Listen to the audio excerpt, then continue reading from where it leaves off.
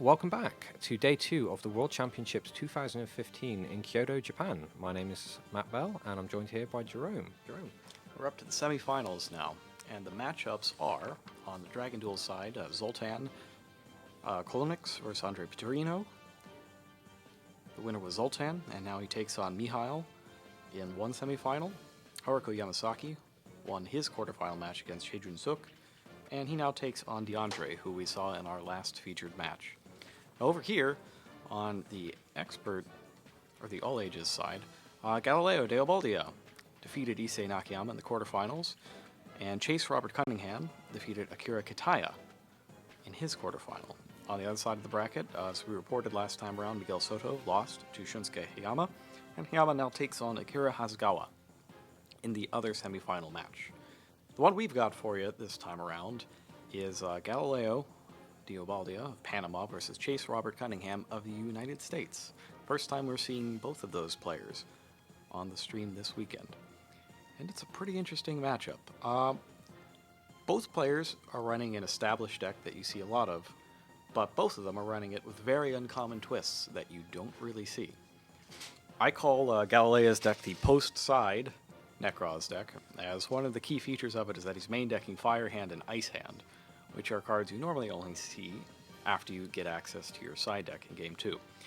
He's also playing he's playing Exa Enforcer along with Great Sorcerer of the Necros, and to go along with them, he's running lots of ways to get these monsters back from his graveyard and reuse his one copy of Shuret as many times as possible. He's even running Necros of Catastor, which you never really see.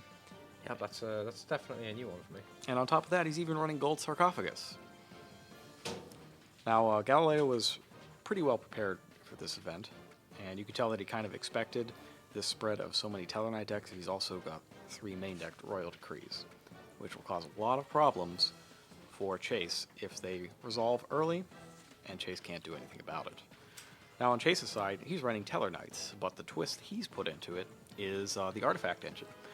He's running Moraltac Scythe and Beagletac, along with Sanctum and Artifact Ignition, to go along with his Tellarknights. Both duelists are banking hard on Ghost Ogre and Snow Rabbit, and it looks like Chase is running actually a bit lighter on traps than you normally see, 17 as opposed to 20 to 22. So it'll be important for Chase to be able to resolve his traps first before his opponent gets a chance to negate all of them with Royal Decree. So it'll be interesting to see if he chooses to go first to get his traps down, or chooses to go second to try to strand Galileo with a higher chance of drawing mismatched cards that don't do anything. I think as we saw yesterday, as it was debated a bit online actually afterwards about being a Satellite player, do you need the advantage to make sure you get to the Denebs, or do you set up first? And both times we watched yesterday, going first was absolutely the right play. It'd be interesting to see if that trend continues, or if Chase takes a look at the match and says, I want to get my traps down and I want to have setup. Now, the interesting thing to note is that Chase has already won a Necros matchup so far. So his opponent in the last round, the previous round today, was also his opponent in the last round of day 1. And while he lost yesterday, he was able to get back and figure out the Necros deck and the matchup and how to win it today. So we'll see how much that information will play into this duel, which it might not be that much because the two decks are so different. Because Akira was playing more Japanese-style Necros deck with the Gishki Chains and the Assault Halberd. You saw it first round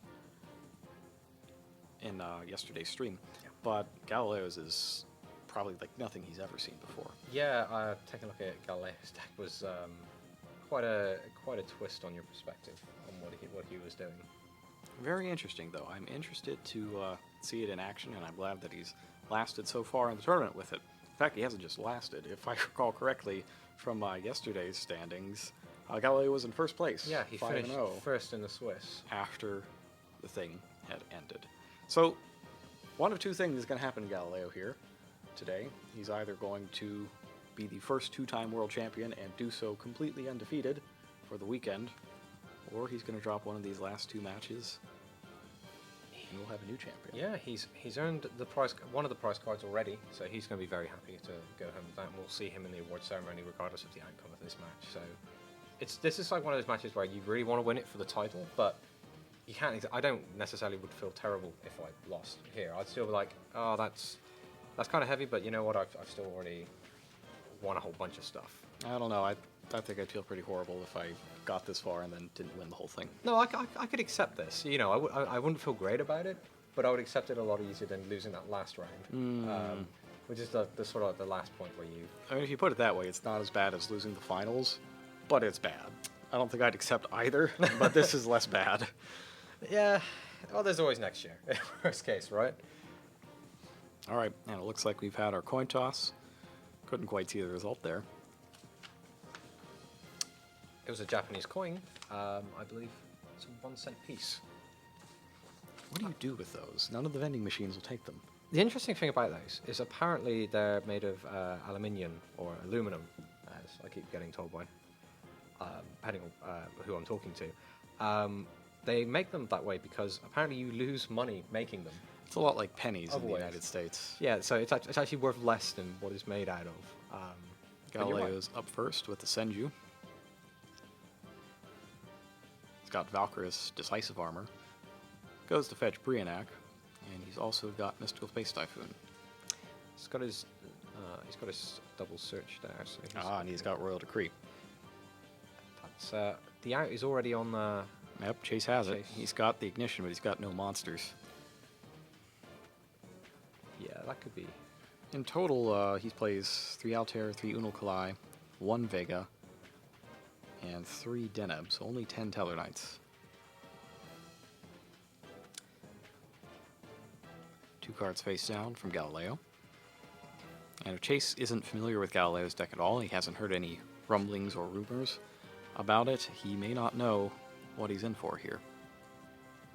Picks up another non-monster card. And the worst part about that is that he's got Oasis and Call of the Haunted, 2 cards that need a monster. This is one of the worst situations you can be in, where you draw a lot of your mid to late game cards right away. And it's one of the dangers of running very monster-like builds. The worst thing that can happen, now we're going to see the end phase Royal Decree, which I imagine Galileo is feeling pretty good about, but that's getting taken away immediately to make sure the Solemn Warning is live. So that's on the draw phase, the ignition is activated. And now Galileo has to think about his own Mystical Space Typhoon. Do I want to chain that here and potentially hit an artifact? Yeah, that completely changes the your concept and understanding of this match. As soon as you see an artifact card, I actually hate when that happens. The second you see it, all of a sudden, going blind on the spell and trap zones just becomes a terrible idea. Moral Talk is the choice. When Moral Talk is destroyed during your opponent's turn and sent to the graveyard, you special summon it back from the graveyard, and then when it is special summoned during your opponent's turn, you destroy 1 face-up card on the field. It does not target.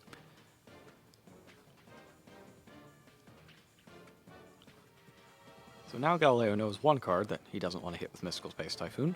He knows where it is as well, which is helpful.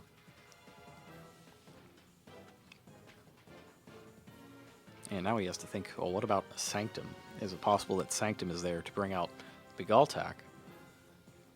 Yeah, which would then make the Morale Tack also live.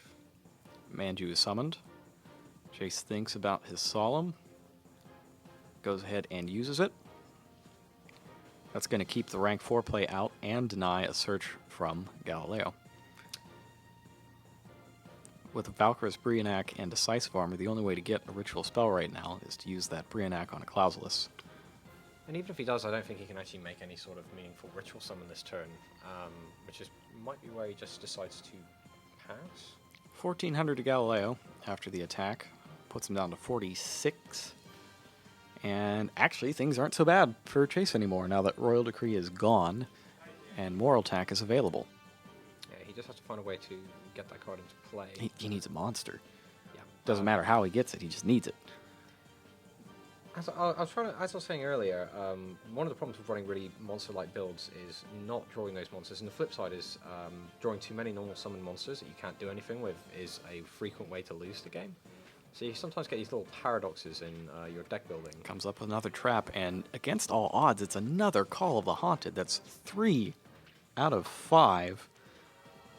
Yeah. of the revival cards. And by setting that 5th card when he didn't in the first instance, he's kind of revealed he doesn't have another ignition. Actually, I would say that that might mean that he had picked up an ignition. Yeah, it's true. But you can't set the... The thing that's rough here is that he's got 2 cards he can't play face down. So if he draws his 1 reinforcement of the army or a pot of duality or something like that, he can't play it right now. Oh, so he's actually locked himself. He's locked himself out of playing further spell and trap cards. Those 2 are set. Goes to the end phase, and Galileo does not use Mystical Space Typhoon. He instead draws and picks up Necros of Unicorn.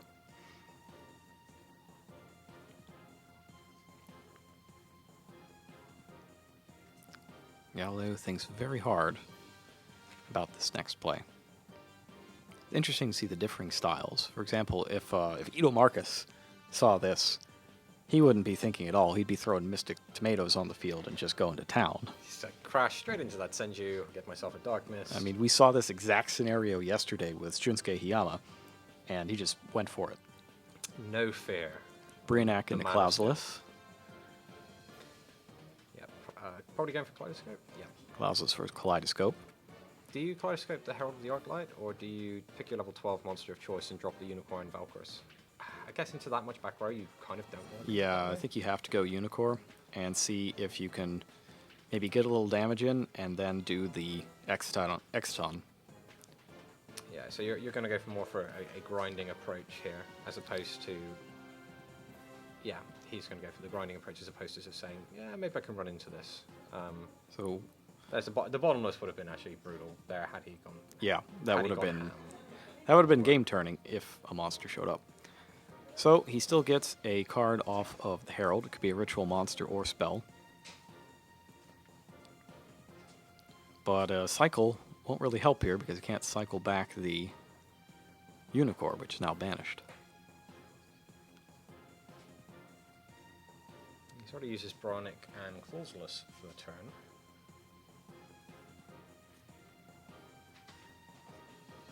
He has the materials in the graveyard for a Trishula, but no Trishula. Yeah, I mean, even if he takes a Trishula, he won't be able to summon it this turn, despite the conditions being fulfilled. Chase doing a good job of buying himself time to get in this one. He's going to go for another Clausulus. And we're going to just see Manju going in for another swing. 3,200 left for Chase. Galileo's still at full.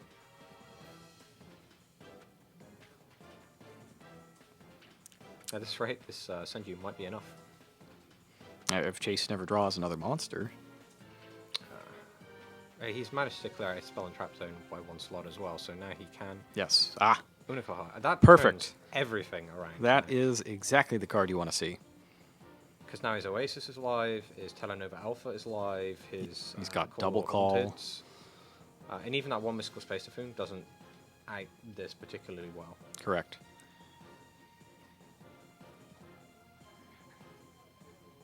Chase has to be happy with this. Yeah, you can just imagine that 1 bead of sweat going, oh, where's Like- my guys, where's my guys? Going, oh, no, it's fine, it's fine.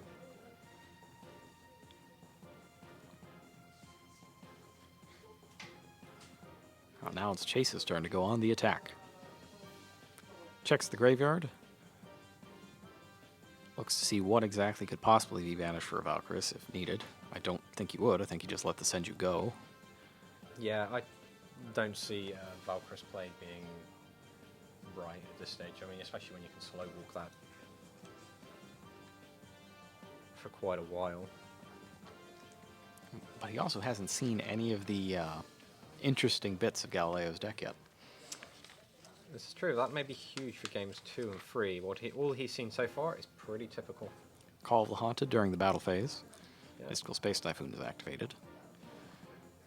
He says, okay, I got another one where that came from. Yeah, you can just see how bad my opening hand was. It's ready now. And this time he gets Deneb.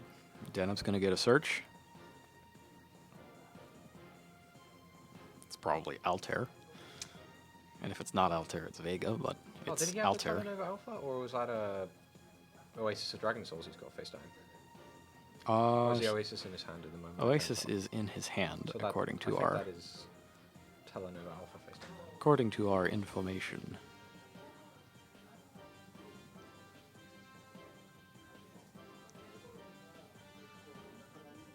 So 400 from Unokalai over the Senju, and another 1500 is 19. Starts to make things look a little bit more even. Galileo is still almost doubled up on the scoreboard. He's now behind on the number of usable cards he's got, though.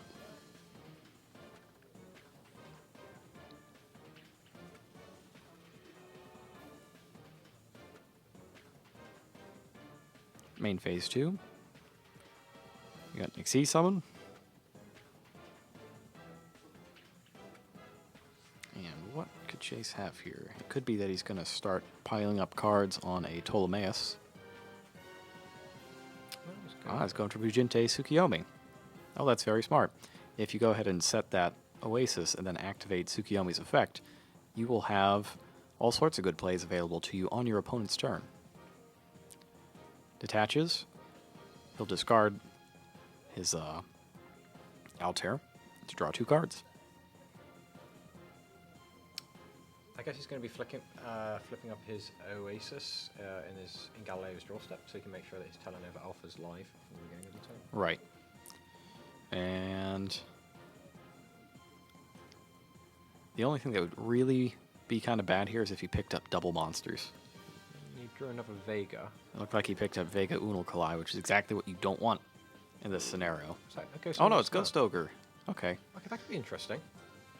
Ghost Ogre and Snow Rabbit has all sorts of interesting applications in this matchup, but it's usually best used if it's the only card left in your hand so that you can sneakily get around the effect of a Trishula. While taking out the Trishula at the same time. Right. Does he play any Synchro Monsters? Because it is actually a tuner as well. It is a tuner, and he does. He plays Michael the Arch Lightsworn. That's a pretty good card. Needs a light non-tuner.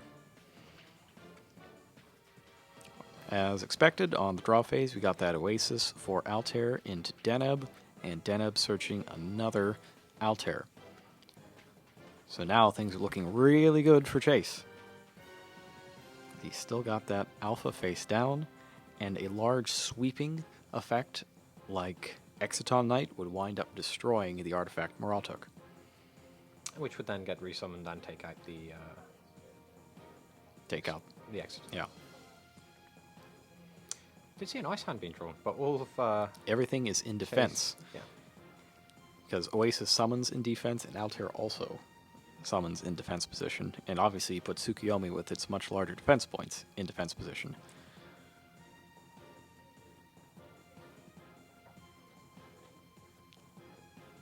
And the Ice Hand isn't actually going to do much good if, for example, a very large Rongominiad is summoned, or something that just takes it off the field without destroying it.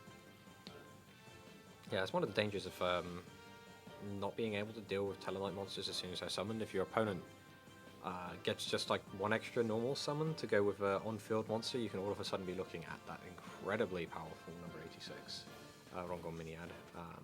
Taking it back to the hand with Triver also helps. Yeah. That is, what, Clausulus and Kaleidoscope banished to search for another ritual spell. And the worst part about Triver is that the call and the Oasis go back to the hand as well. Yeah, that call is safe because the monster it was used on has been used as Xyz material. Yeah, so that's not going to disappear anytime soon. And with the calls and the Oasises along with Morale Talk, you can just keep reviving it over and over during your opponent's turn.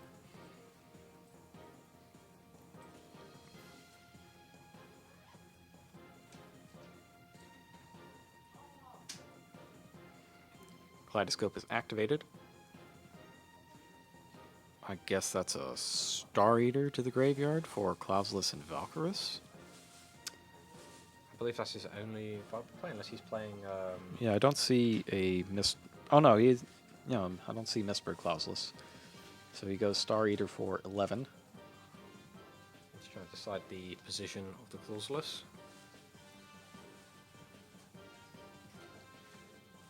goes attack position. Looks like he's committing to that.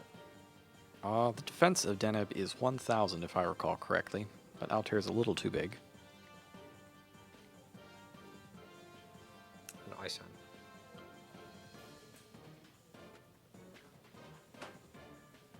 He's going to try to clear all of this out at once. See, that would be a very nice time to just hit up a Mirror Force. Right there. Kind of brutal. Deneb is attacked by Clausulus.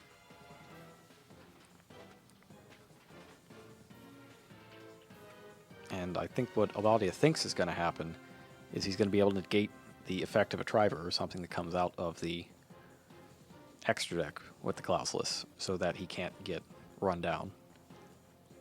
But with only Necros of Decisive Armor left in his hand, he's taking a big risk. Well, he's hiding a plus 1,000 attack boost for the Clausulus. Should Chase try and summon something to attack over it. He is likely to go Vega, Altair, Dinub, try to make attacks, then make the XE summon. I mean, that's going to get blocked. And then the Clausulus will be able to negate whatever the extra monster is. He's thinking about activating Valkyrus' effect, which would be utterly disastrous. If he activates it, Valkyrus is destroyed by Ghost Ogre and Snow Rabbit. Galileo still has to tribute at least one monster.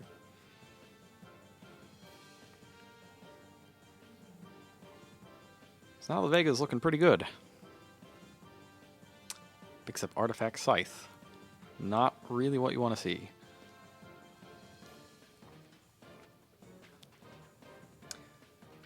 Checks the graveyard, probably counting Valkyrus. That Decisive Armor is actually so good here. And it's not one that you'd come to expect quite a lot when you consider these situations. You normally consider, for these kind of hand traps, Valkyrus being the most likely candidate. Maybe a Trishula if you go for a targeting effect. Deltaros would target, for example. Yeah. The thing is that Clausulus is just going to negate everything. So when he goes if he goes for a triple XE material, he's not getting anywhere. If he goes for attacks first, he's going to lose a guy. Then if he tries to commit to an XE summon in main phase 2, the Clausulus is still in play. Actually, don't think that's quite the case if he does have Tellarnova Alpha down. Yeah, that's true. Wait, he'd have to make a 2 material. You have to make, monster here. or just attack the Clausulus. Yeah, and then he tributes to block the flight of armor. Right. He has Ghost Ogre and Snow Rabbit as well.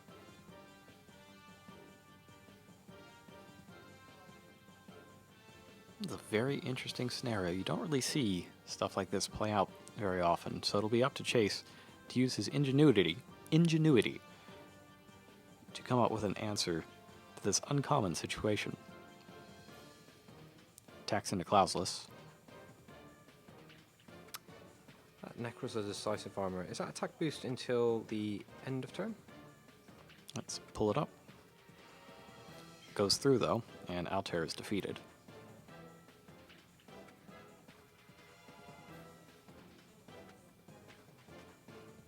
Until the end of this turn.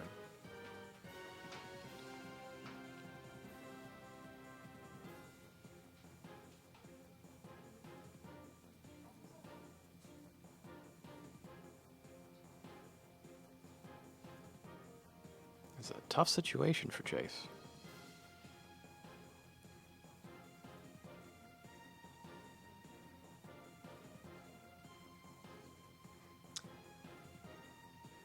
I think he sees now that the Tellarnova Alpha, which I'm pretty sure that's what that face down card is. We have an update. In the Dragon Duels, DeAndre of the United States is up 1 duel to none over Haruka Yamasaki. So it's 1 card face down. The Artifact Stealth, Scythe. Artifact Stealth, I'm getting my archetypes mixed up a little bit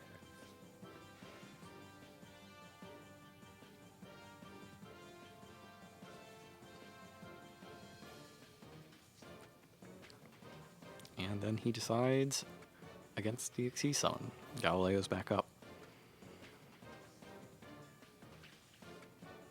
Has to be very careful here. Ice Hand and Clauselus can beat his remaining monsters, which would leave Valkyros free to attack directly and win the duel. His best shot is if Galileo gets scared of his face-down cards or greedy and decides to activate the Valkyros. Galileo drawn Gold Sarcophagus, which, as we mentioned, had quite a few interesting interactions with his deck.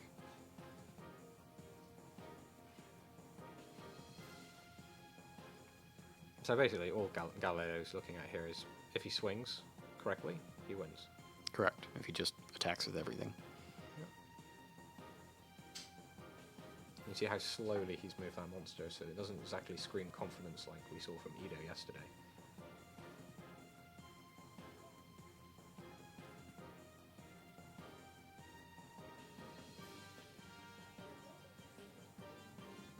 Do I? Don't I? Carefully considering. You think he's trying to fish for a reaction?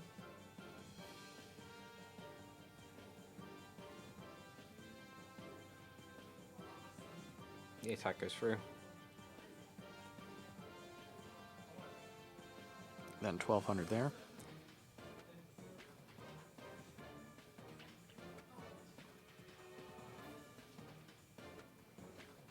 So I'm at 15.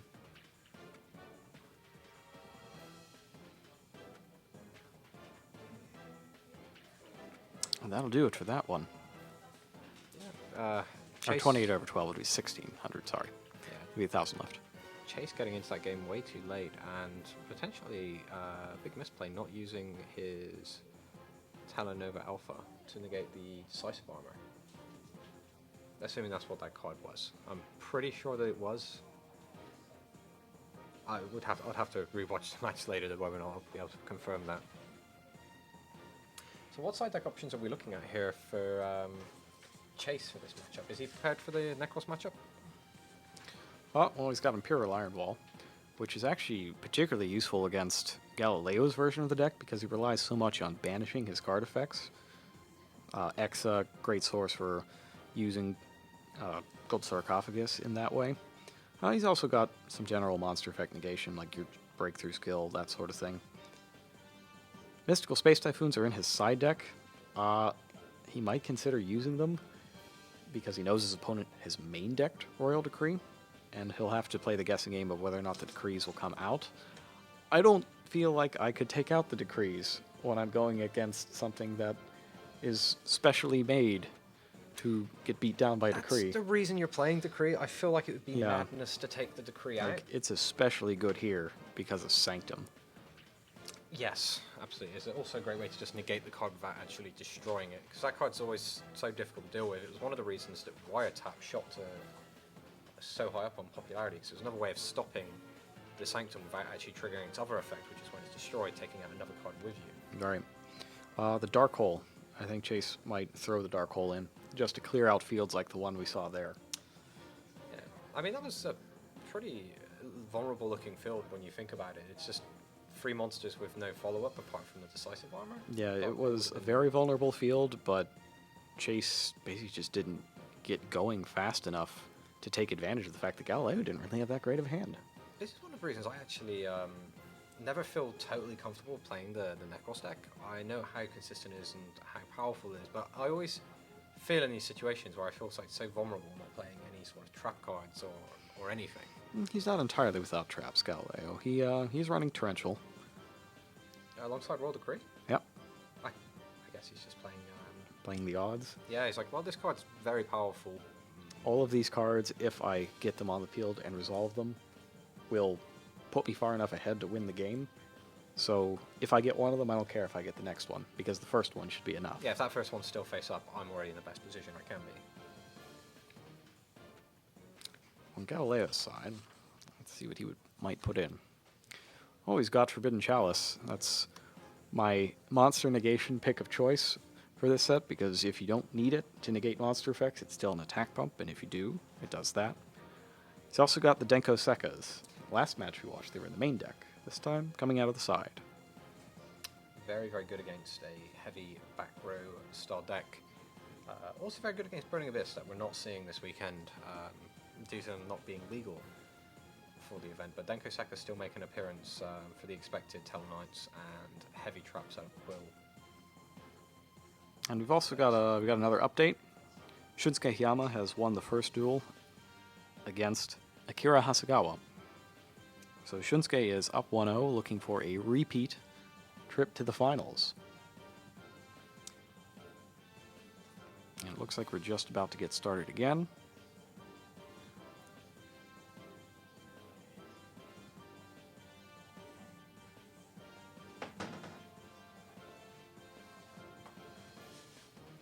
See, Chase starts off with the Stellar Nova, but he makes Galileo start. Galileo, fortunate enough to pick up the Royal Decree again. He also sets 2 other cards there. I haven't seen what those are yet. Could be Mirror Force. That's in a side deck. He's also playing Mirror Force? He sides it in. Alongside Royal Decrees? Oh, and Chase gets another one of those hands. Oh, that's... It's got double alpha. The Dark Hole was definitely sided in. Imperial Iron Wall, very useful here.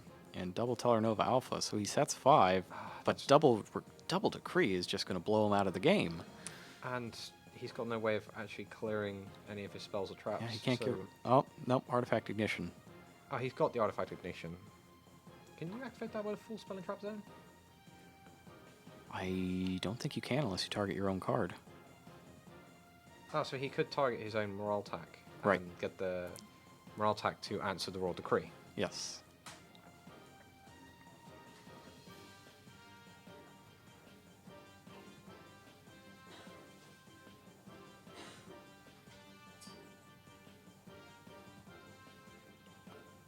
Goes ahead, destroys his own Morale Talk. Gets Scythe, places that face down as well. He's not going to be very happy when he sees that second decree. That said, with only a Kaleidoscope and a reinforcement of the army, this time Chase is going to be the only one with a monster on the field. Yeah, he needs to find a way to ouch that 2100 attack Morale Tack.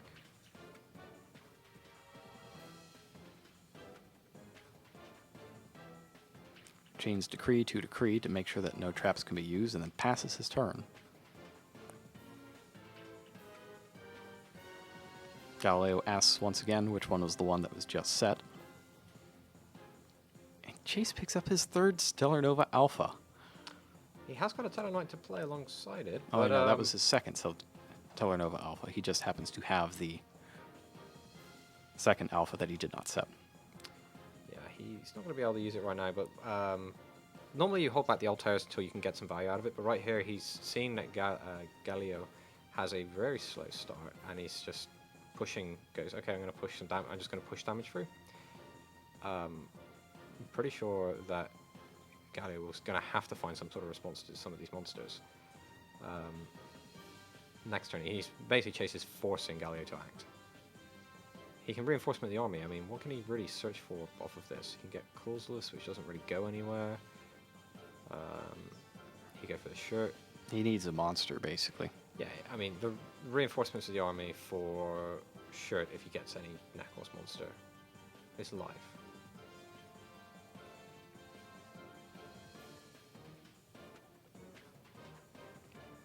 But he picks up another. a ritual spell. I think Galileo might actually lose this one, despite drawing a complete hand to totally shut down Chase's millions of trap cards because of one Artifact Morale Talk. Yeah, it looks like we've got yet another update coming in. Zoltan is up 1 duel in the Dragon Duels. He is up 1 over Mihail. So 1-0 to Zoltan. Reinforcement for Clauselus.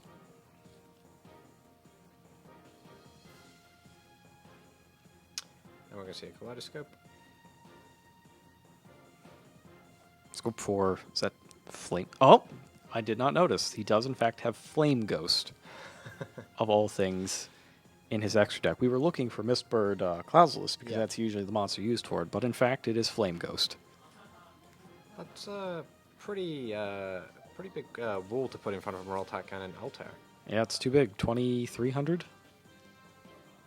2300 defense. And Chase, I don't believe, plays honest. No, he does not.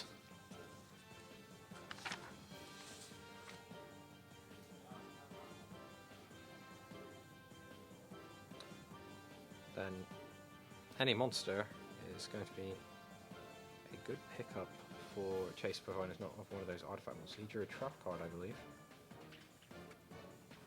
Oh no. Solemn warning. Now he picks up Unokalai. Okay. That works. Just remember, though, he can't go into his extra deck. Otherwise, Cloudless will get him. Ah, yeah, of course. Wow, that's obnoxious. I mean, his other option there, I guess, was to consider playing the Dark Hole and then summoning Kahai, but then he's giving up some good monsters to do that. What has he got over here?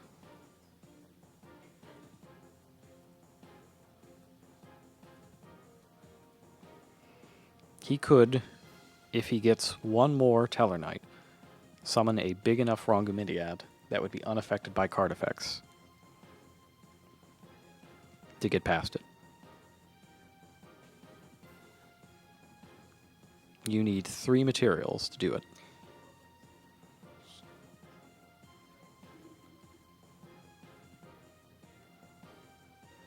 Galileo passes right back after picking up Unicorn. Oh, and Chase picked up another trap, a Sanctum. If he can get one of his own cards off the field, that would be enormously useful. But he cannot. So he's stuck with Sanctum and Warning in hand. Sanctum, at least, if it was destroyed by his opponent's card effect, he could activate its effect in the graveyard. To deal with the Royal Decree.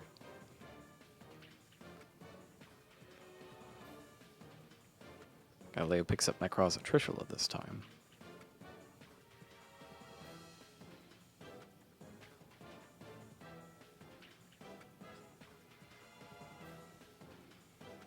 Looking for another level 4.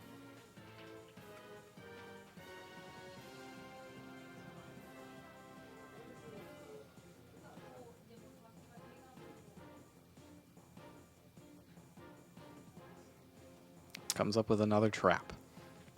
It's just not his day. Just so many trap cards and no ways of dealing with a defense mode clauseless.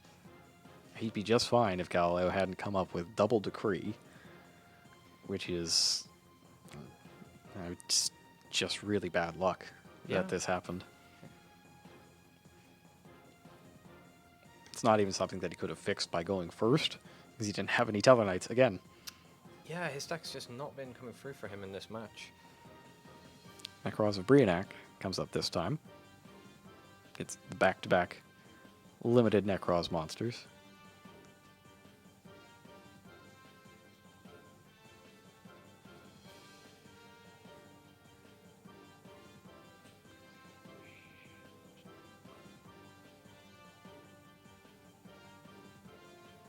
He thinks about whether or not he wants to try to start pushing past all these Tellarknights to take the danger off the table. Activates Necros of Brionac.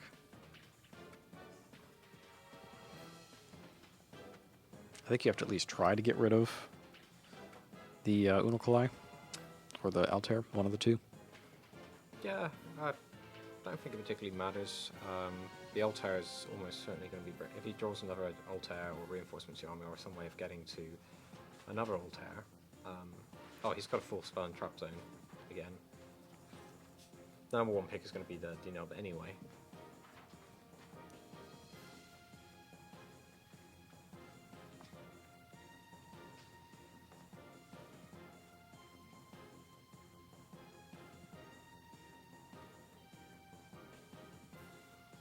I'm having a tough time deciding what he wants with the Brionac. He hasn't even picked up his deck yet. Now he does.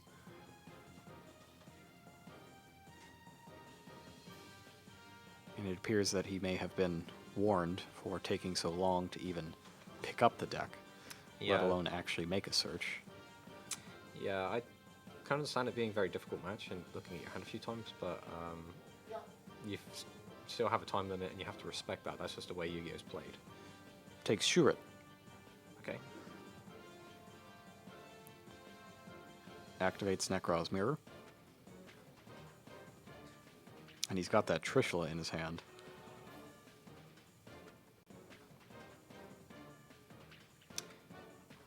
The D-Nub is also going away. Hits the Sanctum and the Unukalai. And things are no longer looking very good for Chase.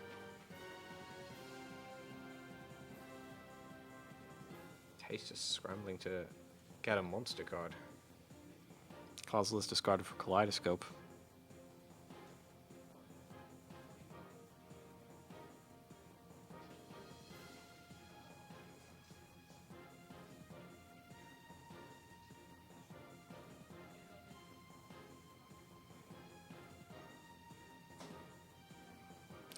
Valkyris is the choice off of Herald of Arclight's effect.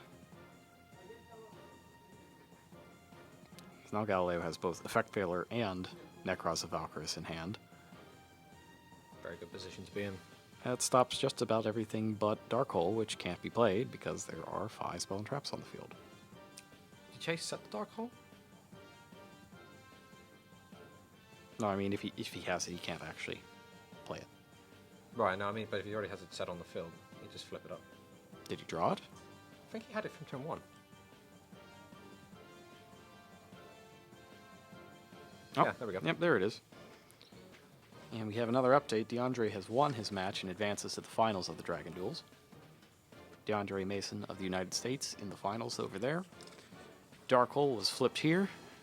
That's huge. Right after picking up Deneb. Deneb is summoned. Gotta be effective. Activated. I think he has to because the big advantage that Galileo has right now is Chase hasn't been very good at drawing monsters that aren't artifacts.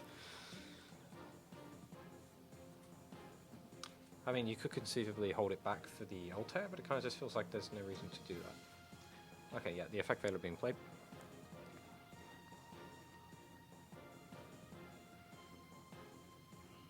So Galileo's back, but who knows for how long.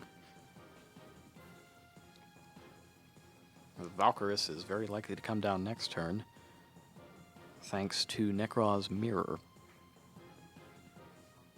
How many copies of Mirror does he play? Oh, he's got 2. He's got 2, so he can banish the Kaleidoscope and get another one. 2 Mirror, 2 Kaleidoscope, 1 Cycle.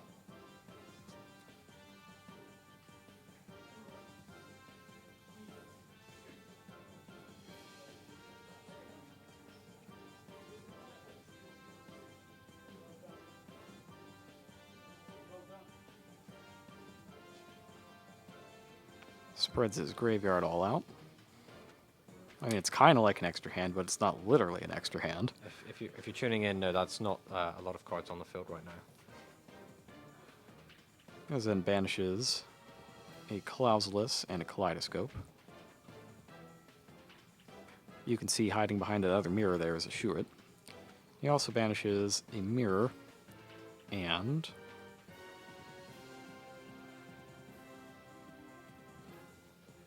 Unicore.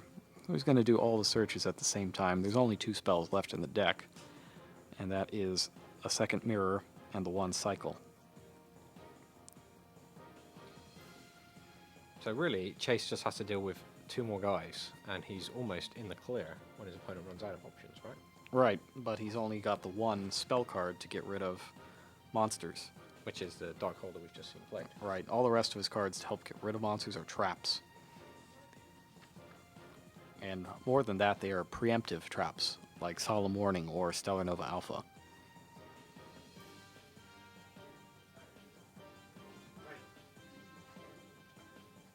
And I suppose there's also Preparation of Rites as well, which can get you back in for another Ritual Summon. So you're looking at 6. The Unicorn's already been used this game, so yeah, it's just like a maximum of 6 Ritual Summons that we're going to see. It's one of the drawbacks to Necros is if you drag them out into the extreme late, they can just run out of mirrors and not have any way to... Chase picks up another trap. Oh dear. That's just not good. How does this even happen? Well, almost half of his deck is trap cards. I mean... So, statistically, it could happen. It's not great. I guess. Every other card. Ice Hand comes off the top for Valkyris. One draw phase to get out of this. I guess he has to pick up Altair. Like, Pretty Altair is the out here. He absolutely cannot hit another trap. It's amazing this game's gone on so long when he's drawn this bad. And that is another trap. Unreal. Wow. Absolutely unreal. That is It's horrendous. hard to say that Galileo really earned this one because he didn't really have to do anything. It's more like Chase's deck defeated him for him. Yep, okay, his hope is that his opponent flips up a Mystical Space Typhoon on that card that he just set. And I don't think Galileo is going to do that. And we got Summons Manju.